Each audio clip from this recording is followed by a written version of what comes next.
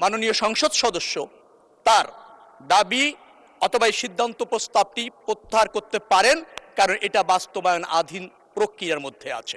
মাননীয় সংসদ সদস্য সিদ্ধান্ত প্রস্তাবে দুটি প্রস্তাবনা উপস্থাপন করেছেন। একটি হচ্ছে রংপুর জেলার কাউনিয়া ও পীরগাছা রেল স্টেশনের আধুনিকায়ন, আরেকটি হচ্ছে ঢাকা থেকে উত্তরবঙ্গের দূরত্ব কমানো এবং যাত্রার জন্য সময় কমানোর প্রস্তাব।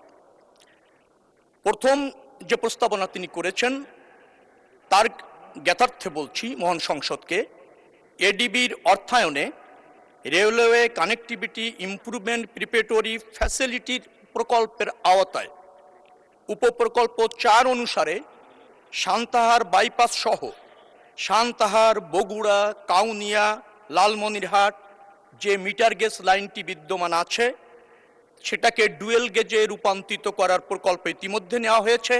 পাশাপাশি ওই একই লাইনের সমান্তরালে আরেকটি ব্রড গেজ প্রকল্প ইতিমধ্যে গ্রহণ করার প্রক্রিয়া চলমান আছে।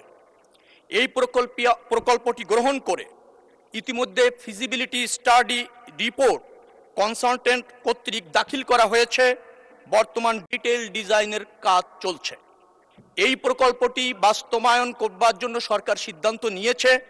এই প্রকল্পের মধ্যেই এই আপনার রংপুর জেলার কাউনিয়া এবং পীরগাছা রেল স্টেশনের আধুনিকায়ন যুক্ত রয়েছে।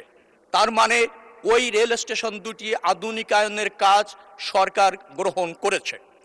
দ্বিতীয় অংশে রয়েছে তিনি ঢাকা থেকে উত্তরবঙ্গের দূরত্ব কমাতে চান এবং স্বাচ্ছন্দ্যে রেল যাত্রা উপভোগ করতে চান উত্তরবঙ্গের মানুষ। ইতিমধ্যে বগুড়া থেকে সিরাজগঞ্জ পর্যন্ত রেল লাইন একটি নতুন ডুয়েল গেজ রেল লাইন নির্মাণ আপনার চলমান রয়েছে। আমি এই কথা বলছি, জুনে উদ্বোধন হবে, সকল প্রক্রিয়া সম্পন্ন হয়েছে। তাতে 120 কিলোমিটার দূরত্ব কমবে এবং 2 ঘন্টা যাত্রা কমবে। অর্থাৎ এই প্রকল্পটিও বাস্তবায়ন চলমান, আর আগের প্রকল্পটি ইতিমধ্যে গৃহীত হয়েছে। যার ফলে মাননীয় সংসদ সদস্যের দুটি সমস্যার সমাধানই বা দুটি প্রস্তাবনাই গৃহীত প্রকল্পের মধ্যে নিহিত আছে।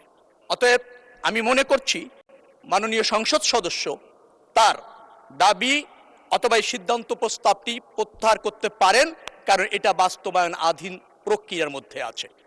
বেশ কয়েকজন সংসদ সদস্য সংশোধনী প্রস্তাব দিয়েছেন, আমি সেটা পড়েছি।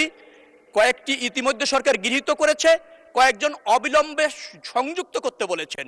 যেহেতু প্রকল্প চলমান, অতএব অবিলম্ব শব্দটিও সংযুক্তের খুব প্রয়োজন আছে বলে মনে করছি না। ধন্যবাদ মাননীয় স্পিকার।